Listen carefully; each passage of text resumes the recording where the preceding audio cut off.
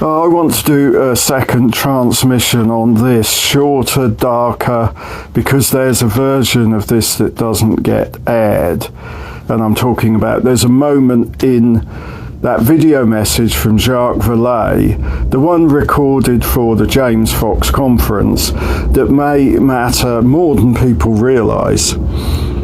He describes the UFO phenomenon as an extraterrestrial phenomenon empowered by advanced artificial intelligence. Not powered, empowered. And that word is chosen, that word suggests agency, autonomy, control. Not engines, not fuel. Vallée has signed hard NDAs, serious ones, DARPA, CIA, etc. Which means there are people, intelligence agencies, defence science, allied researchers who have a working model of what's going on. Not the full picture, but enough. And if that model were comforting, you'd already know about it. Here's the part that doesn't get said. What if the reason disclosure is stalled isn't fear of aliens, but fear of what it does to human identity? Because some ideas don't just scare people, they unbind them. Now let's talk about Lou Elizondo. Lou comes across as normal, regular, relatable. That's training. He's not a hobbyist who stumbled onto something strange. He's seasoned counterintelligence. People like that know how to speak without saying, gesture without pointing, signal without declaring. Which is why one thing he keeps referencing matters. The book, Chains of the Sea. That's not a casual recommendation, that's a flag. Because Chains of the Sea isn't about invasion, it's about layers, multiple intelligences, different orders of reality, humans not being central, not special, not consulted, not protected. Contact happens around humans, not for them. So what are they circling? Something like the simulation hypothesis. And yes, Nick Bostrom sits in the background here. But notice this, they will never speculate publicly about what's behind the simulation. Never. Because once you ask that question, you break too many things.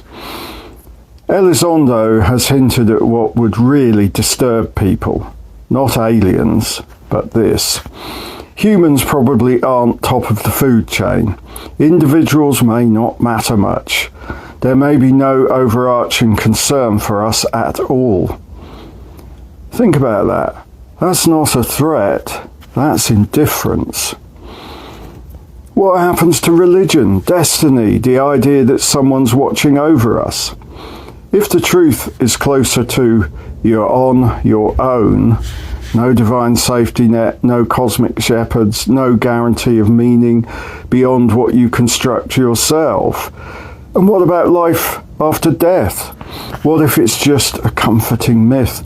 What if consciousness doesn't get uploaded, recycled, or rewarded? What if it just stops? That possibility alone would destabilize civilization. Planes going over.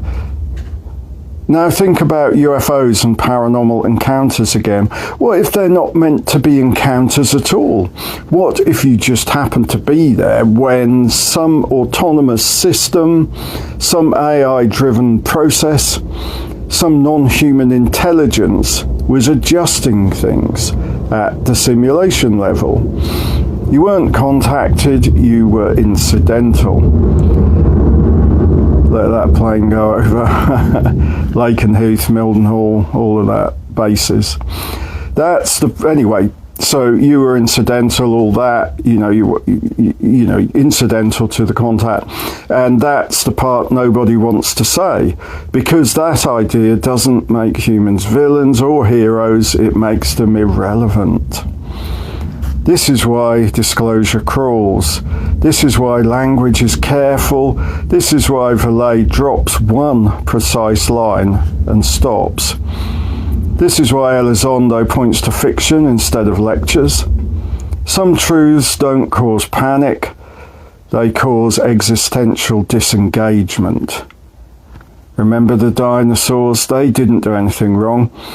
They just weren't the point anymore. Nothing is guaranteed. Nothing is written in stone. And history itself isn't promised. That's it. Short transmission, no comfort version. I'll talk more once I've assimilated Chains of the Sea, or at least somewhat more. Because once you read it, you see why certain people keep pointing at it, and they never explain why.